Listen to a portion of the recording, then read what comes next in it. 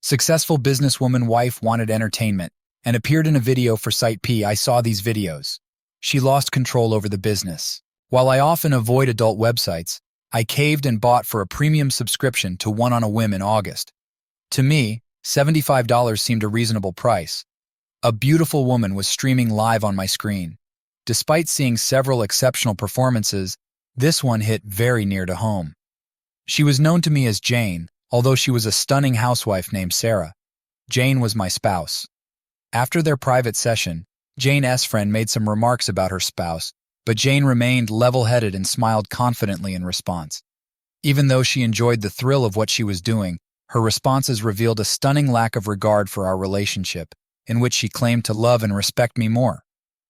It was well worth the $75 to find out what my wife was doing without hiring private investigators.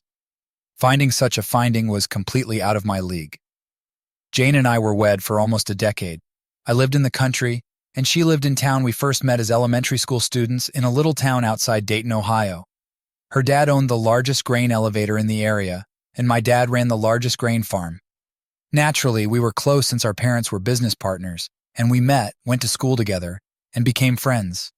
I think we both felt we were meant to be together, even though we dated other people during the years. She had others after me, but I was her first. While we were juniors at Ohio State, we decided to live apart. We got married shortly after we graduated, which was around 18 months ago. Degrees in business administration were held by both of us. Up until that fateful night in August of last year, I thought the world was perfect. Jane's parents retired and moved to Dayton, Ohio. Brothers Jack and Luke, who were sisters to Jane, bought half of the grain firm from their dad, and Jane's sister Lily. He wanted to hold on for a while to aid their financial progress, but in the end, he just gave it to them. Adam Harris, whose property is only slightly smaller than mine, is another grain farmer, and Lily is his wife. I have a buddy named Adam. Because of how near we reside, we often spend time together. Jane is in charge of the finances, while Jack and Luke run the grain business. There, Lily deals with customers and oversees grain sales. Running a real family company, they bring on a few extra hands to help with grain handling and transportation at peak seasons. A lot of work went into the grain company transaction being finalized by the Stevens brothers. I didn't take an active role, but I could see they were working hard. Many financial institutions, as well as the Ohio Department of Agriculture and insurance firms, were among those they met with. They had finally tired themselves out. It was fortunate that this occurred during their winter break. I didn't need Jane's help as much after harvest as I did before, or during planting or harvesting, since it was after harvest. She did errands and helped out around the house, and I relied on her to oversee 250 acres of corn and soybeans. The relative quiet prompted Jane and Lily to book a spa retreat for some much-needed relaxation. After a 3-night excursion, they came back feeling refreshed. After the planting was complete, they planned another spa weekend since they enjoyed it so much. During this trip, I stumbled across online videos. The agent from the Ohio Department of Agriculture who represents our county, Nathan Ford, stopped by on one of his routine visits. I informed Nathan that Jane was in a spa because we had known one other since college, and he wanted to know what happened to her. Something fishy seemed to be going on, as Nathan gave me an odd look. His aunt was a masseuse there, and he said that she had heard terrible stories about the place. He suggested taking a look at it on the web. That night I figured I'd do some exploring online and found the spa since I love doing so. It didn't take long to locate the live feed, and the performance soon began. I went through the typical emotional roller coaster of agony, sadness, wrath, and depression after discovering my wife had betrayed him. Since the spa had an archive section, I quickly learned that this was not her first affair. I saw videos from their most recent 2 visits and the 2 nights Jane and Lily were here using my VIP membership. In addition to the initial $75, I spent a total of $300 for 10 videos, or $30 each DVD. I was able to gather all the necessary paperwork for a divorce for a total of $375. It was imperative that I act swiftly, even if I had not yet determined my approach. There shouldn't be any waiting period at all, not even a month or 2 weeks. The earlier we part ways, the better. I have video proof that she has had sexual relations with another man at least 10 times. In fact, She was seen with two other men, Steve and Mike, in the recordings that I obtained. I would have cared if there were more than two, but I'll admit I didn't care. Two was much over what was needed. The film was carefully preserved on many DVDs. During the construction of our house, my father installed a hidden panel in the office of his built-in bookshelves to secure a wall. Once I had the duplicates safely tucked away, I deleted all traces of the spa and the original data from my computer. The evidence disappeared, leaving just the DVD copies. I retrieved my phone and sent a text message to Jane when I had everything in order. I told her I had evidence that proved I knew exactly what she was doing in the spa. I told her not to bother going to the house anymore as it was no longer her home, and I will soon no longer be her husband. I informed her that my attorney would contact her in the coming days to arrange for her to get her belongings. Jane may have left her phone off that night since I didn't hear from her until the wee hours of the morning after I left my message. But my phone started ringing early the next day. Seeing Jane's name on the caller ID made me want to ignore her. In her message, she sounded confused and begged for an explanation. Later on, I received a second call from the same number. In addition, she often sent texts that paraphrased her discussions word for word. I didn't feel the need to have a long conversation with her, so I sent her a brief text message in which I said she should talk to Mike about what was going on. This was it, I said, and she shouldn't go back to the house. A second safe deposit box was opened under my own name the next morning when I made an early morning visit to my bank. In that box, I preserved the original prenuptial agreement and one duplicate of the DVDs. I made sure to copy the prenuptial agreement many times as well. Even though my lawyer was due to meet at 2:00 p.m., I still didn't want to leave anything to chance, so I made sure he got a copy. Upon my arrival at my lawyer's office, Jane was already there. Her scarlet face betrayed her tears, and her hair was in a tangled mess. Although she insisted that we discuss it, I was firm in my belief that we should not do so without first seeing an attorney. My lawyer, Thomas Harper, invited us both to his office, but I declined. Since Thomas had already promised to defend Jane if this went on, I figured it was time to get some new legal counsel. By the time I departed from his office at 1:00 p.m., I had requested all of my original documents, as well as any copies that may exist. That was that day. I refused to budge when Jane tried to grovel with me again. Given my familiarity with James Anderson, as a brilliant lawyer who has a fierce animosity against Thomas Harper, he seemed like a reasonable pick. It was still my intention to not do anything hastily without first gathering relevant information. You should use caution when selecting a lawyer, just as you would with any other professional that handles sensitive information, such as an accountant, banker, or insurance agent. As I knew a few of James's clients, I contacted his law office to get a list of references. The secretary, Maria, was delighted to send it to me. The list had the names of 4 pals. I arranged to meet with 3 of them so I could hear their thoughts on James's work. All 3 provided excellent suggestions shortly thereafter. Knowing James's abilities, I left out Adam, the 4th friend, since I didn't want to include him because he was married to Lily, Jane's sister. I called James's office again, this time to introduce myself and ask for a time after 3:30 p.m. He was scheduled till 4:00 p.m., according to the receptionist, but would check to see if I might be accommodated. At 4:00 p.m., she demonstrated that he could see me, as she got back on the phone. To have a brief meeting? On the dot of 1, I dropped into Thomas's office. They continued to duplicate my paperwork even after I requested them to stop. Evidently, they were uncertain, maybe anticipating that I would reconsider. My new attorney threatened to contact them if they didn't finish in 15 minutes, and I was furious. When they asked who it was, I told them they'll find out in due course. All of my documents was in my possession 20 minutes after the office began to buzz. As planned, I went to James's office to meet with him. For both my personal and professional matters, he consented to practice law. Upon my request, he consented to store my paperwork in his vault as a precaution. The next morning, we scheduled a meeting to review all of the details and plot out my divorce. Maria asked whether she was going to be a hindrance to my plans for the evening after I left work, and she smiled. I said, "Everything is under control," while laughing. Hearing it seems to bring her joy. The next morning, we reviewed the files belonging to my business. I am unable to provide specifics at this time due to the attorney-client privilege. However, James did say that everything seemed to be in order. While we were on the road, James and Maria requested that I join them for lunch at a local cafe. Later, I had to drop by the bank, but I did agree. I gained more knowledge about them, and lunch was delicious. After 8 years of marriage and the birth of 2 daughters, they gave me pictures of their beautiful children, who clearly took after their mother in terms of the beauty of her smiles. The supper was a nice way to start our new relationship as attorney and client, but it also reminded me of what I had left behind. It was a stark reminder of how things were with Jane when James and Maria performed. 2 times I felt so down that I began to sob.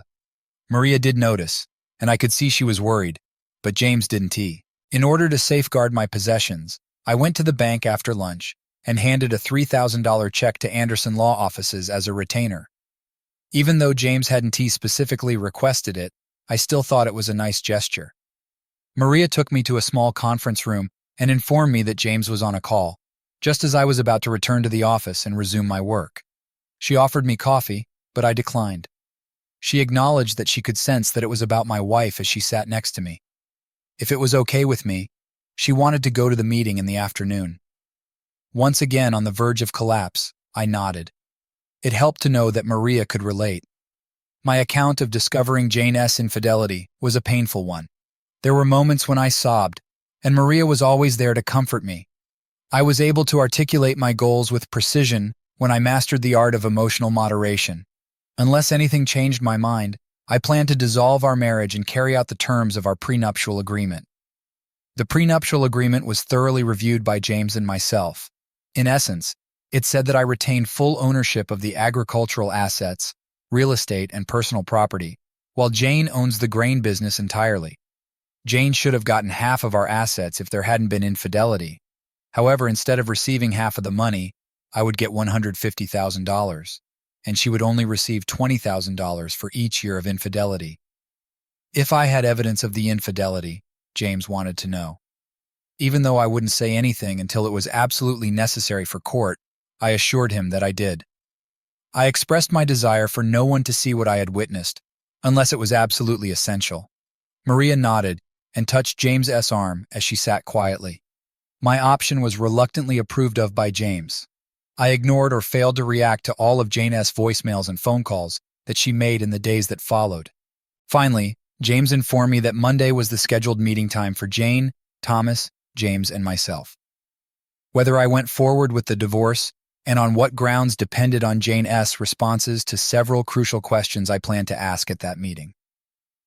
At 10:00 a.m. on Monday, James and I headed to Thomas's office. The parking spot was reserved for Jane's car. After following instructions to a small conference room, Thomas and Jane eventually came to meet with us. Jane seemed far more attractive than she did a week before. Evidently, she had made an effort to seem respectable. She beamed and expressed her need to return home, saying that she missed me. Because I was afraid my voice would betray my emotions, I remained silent. James began the meeting by stating that the purpose of the gathering was to review the divorce process. Each party has to make its case for the best way ahead. Jane, according to Thomas, was keen to resolve the issues and believed this was all an innocent misunderstanding. I lost control of my raging fury. It helped me control my emotions, which in turn made it easier to deal with the hurt and disappointment I felt for Jane. As I turned to Jane, I recounted the details. Our objective was to protect our individual interests while still benefiting from our marriage, so we amended our prenuptial agreement 3 years ago when she began working for her father's firm. The long-term preservation of family wealth was the original goal of the agreement. To further secure family wealth, she became an employee of her father's business. The arrangement was crystal clear in the event of a divorce. I would keep all of my wealth, and she would keep all of her family's. It was the responsibility of the associated business to meet any commitments related to these assets. I was the rightful owner of her clothing, jewels, and car. All of the household goods would be divided equally. The property, machinery, and grain storage facilities belonged solely to me. Assuming there is no evidence of infidelity during the divorce, she would be eligible to receive 50% of our assets. But things would change if adultery was involved. Instead of half, I would receive $150,000 a year if she filed for a divorce against me on grounds of adultery. The amount she would get in a divorce for adultery would be $20,000 per year, not 6,000. I informed Jane that I would be taking her feedback into consideration when deciding whether or not to go ahead with the divorce and, if so, on what grounds. As a consequence, the monetary settlements would likewise shift. If she wanted to save our marriage, she had to answer honestly. If she were to deny or lie, it would be over. Jane, visibly surprised by the details of the prenuptial agreement, quickly straightened up and promised to answer truthfully. She was the object of my curiosity about her loyalty from the time we decided to be exclusive until we were engaged. Jane smiled and said she had been, but I caught her in the act of lying. I informed her that I almost left at that moment, but remained, and her smile vanished. Just 2 days after we made our exclusivity pledge, I brought up an event involving James Carter. While her parents were away, James had bragged about becoming intimate with her in bed. I was encouraged not to act hastily, since Lily had assured me that Jane loved me and would never cheat on me again. Even though I didn't like it, I informed Jane there would be no more passes and that she should be honest from now on. That was her downfall. I said before that I kept a close eye on her for 6 months, since I didn't trust her after that incident. I made the suggestion and gave her the ring she was wearing because she didn't object. She had to wait since I wasn't prepared to trust her yet, even though I knew she may have wanted it faster. I proceeded to ask her whether she had chewed on anything from the moment we got engaged until our wedding day. With a firm no, she said categorically. Even though I was still wary of her, I was prepared for her answer and took it at its value. I said that I had closely observed her till I had complete trust in her faithfulness. Thomas suggested taking a break after seeing Jane's emotional state. So that she could collect herself, he decided to strike up a conversation with his client. He and I both saw that she seemed on the verge of crying. Our group decided to take a lunch break. We roused Maria and headed for the cafe in the neighborhood, James and I.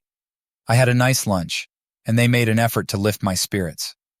James explained to Maria that I was being honest about our marriage, but holding back when she asked how things were doing. The pain I was in was palpable when Maria gazed at me. I put on a fake smile and expressed my frustration at people who act foolishly, causing harm to themselves and the people they care about. Somewhat helpful were Maria's comforting touch and words of encouragement. We returned to Thomas's office after lunch. I cautioned Jane to be completely forthright in her answers. We would have to cancel the conference, and our marriage would fall apart if she lied. She vowed to tell the truth. I inquired as to whether or not she had ever lied to me while we were married. She broke down in tears as she said she had cheated on me. She apologized and asked if I would ever forgive her. In an effort to avoid offending Jane, I asked Thomas and James to leave the room because I had more questions for her. I had her admit to taped adultery, which was sufficient for a divorce court. I turned it off since I wanted to save the rest of her answers and my questions for later. Jane elaborated by saying that she and her mature boyfriend Mike committed adultery while on a recent spa trip. As she wished she could turn back the clock, she was overwhelmed with grief. I wanted to be sure this was the whole truth, so I asked her, and she confirmed it. Despite the fact that my heart felt like it was crumbling, I managed to contain my anger and sadness. I kept my composure and motioned for James and Thomas to return. I made it clear when they got back that the conference was over and that I was going to file for a divorce based on their infidelity. Jane was shocked and pleaded for forgiveness, but I told her I had to do what I had to since her infidelity and disregard for our marriage had left me with no choice. I turned around, opened the door, and began to leave. Jane begged me to wait and promised to tell me everything, but I've been losing faith in her recently. As I got into my car, James quickly came up to me. He asked whether I was serious about making the infidelity accusation, and I said affirmatively. I returned to the house and tried to process all that had happened now that it was just me. Since I already had her confession and had several copies of the video evidence hidden away, I didn't think it was necessary to make them public. Out of nowhere, the thought occurred to me that I had left the video in Thomas's office. As soon as I realized I had forgotten to get it, I called James, and he admitted he had. I convinced James that we had sufficient evidence to suit for adultery, even though I knew the tape might be erased. After watching the nightly news, I went to bed feeling numb. Because I thought I heard a vehicle pull into the driveway, I got out of my chair carefully and walked over to the back door. As I drew near the porch, the lights went out, and I saw a silhouette. After taking a blow to the back of the skull, my vision went from dazzling light to pitch dark. In an effort to have a better look around without moving, I opened my eyes and heard beeping. I had internalized my lesson right from the start. A nurse sat down next to me. Despite my best efforts, I am immobile. Lucy, the nurse who came to my help, introduced herself and informed me that I had been severely beaten during a home invasion. I should just stay still, she said, and everything would be okay. I was in the hospital after suffering injuries, but I couldn't remember how they happened. My injuries and the measures used to stabilize me were reviewed by Dr. Roberts. My throat stung so much when they removed the cuffs and ventilator. I had a glass of water and was able to speak after a while, albeit my voice was raspy and terrible. At first I was mute. Dr. Roberts said that the police would come see me once I had made some progress in recovering from my injuries sustained in a home robbery.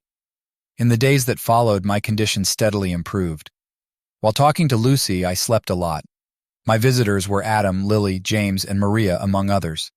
No one from Jane S. family visited me either, with the exception of Lily. Considering the circumstances, it was reasonable, yet I would have been open to the opportunity. Thomas, Jane S. attorney, was also here to see me. We were friends for a long time before the divorce, and I always appreciated his visits. My injuries were met with sympathy and the desire to recover swiftly. I could see the tears welling up in Maria and Lily's eyes as they kissed me on the cheek before I departed.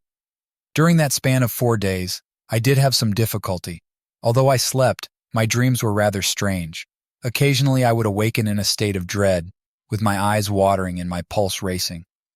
I woke up a few times bewildered and unsure of my whereabouts, but Lucy's kind words and touches were always there to reassure me. Even though I don't remember much about the nightmares, I do remember screaming when I woke up.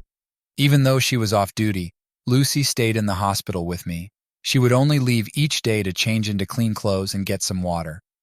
She justified her want to be at my side by claiming marital strife. I was much assisted by her. At last, Dr. Roberts showed up to inform me that I would soon be fired. With my life saved, I hastily prepared to go.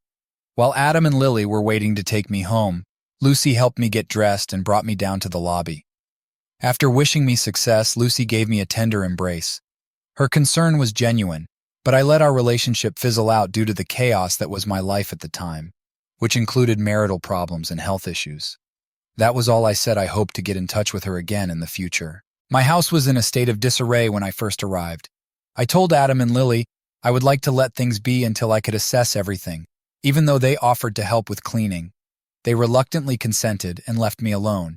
I told them I would call them if I needed their help. My first task was to inspect the safe located behind the bookcase in my office.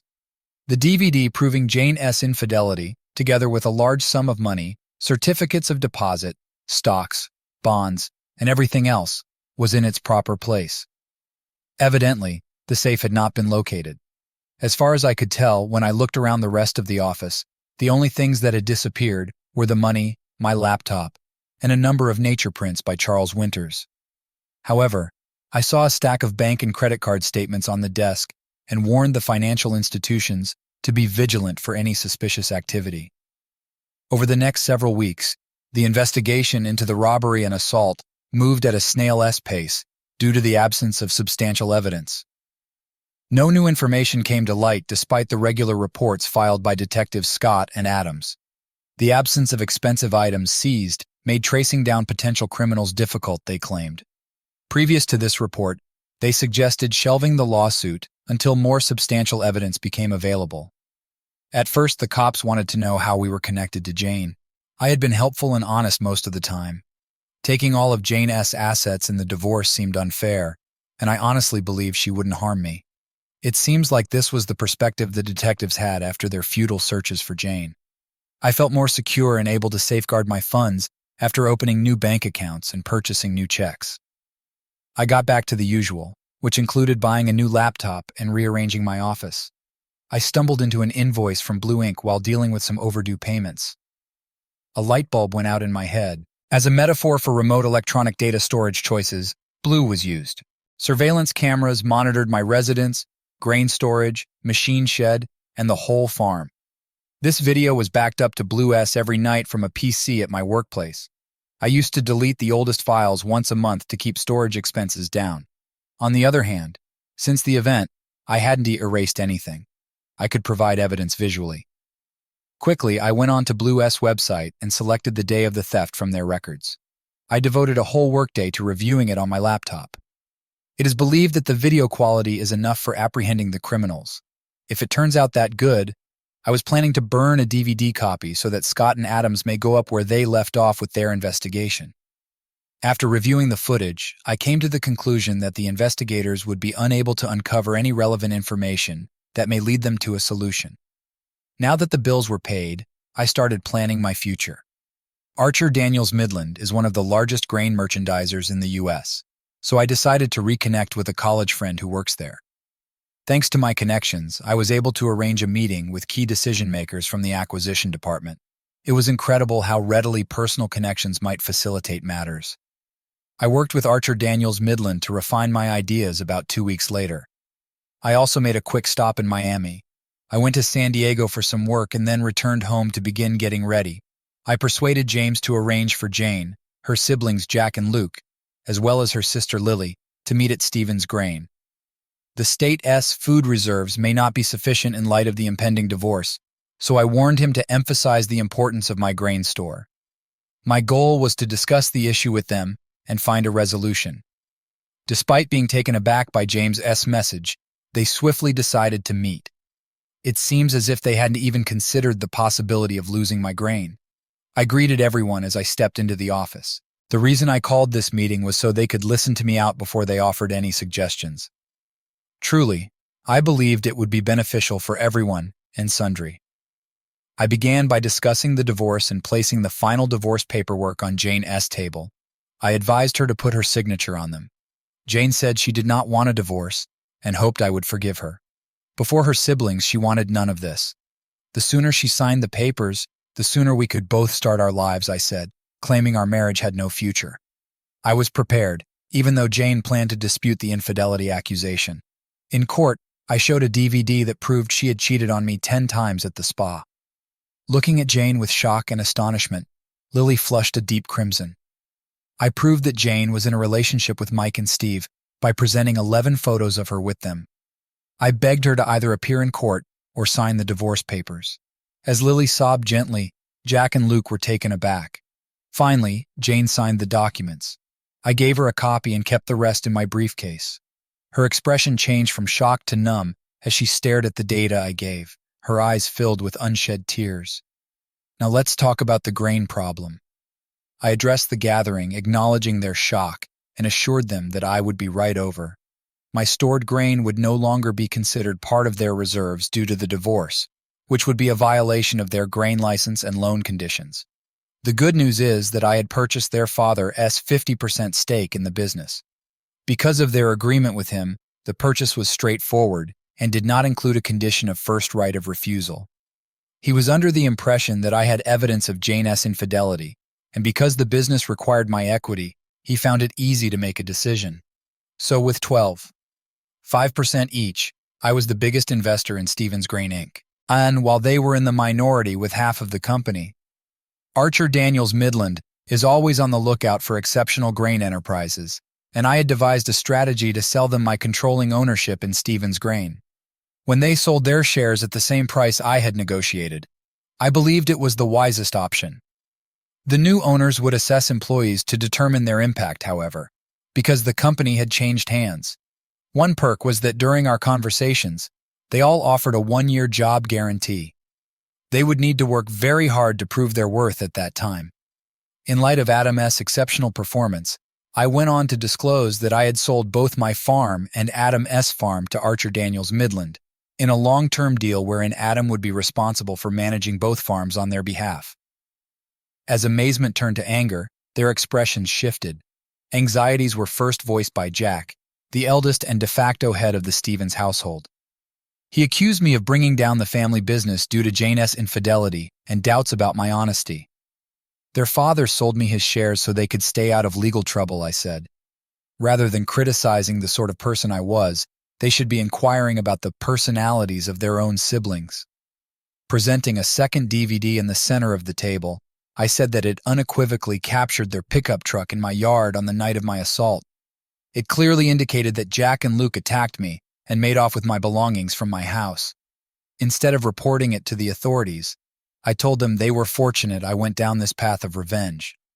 Jane finally spoke out, and she was quite critical of my actions. I said that our situation was distinct. I felt like I was throwing away my life with her. I was mistreated by her family, and she always thought she was superior than me. She had sworn to be faithful, but she soon had an affair with James Carter, even though she was my best friend. As a result of her involvement with those men, she disregarded me in our marriage. I paid close attention to the films, taking in every word. They were terrible friends since they came dangerously close to killing me during the attack.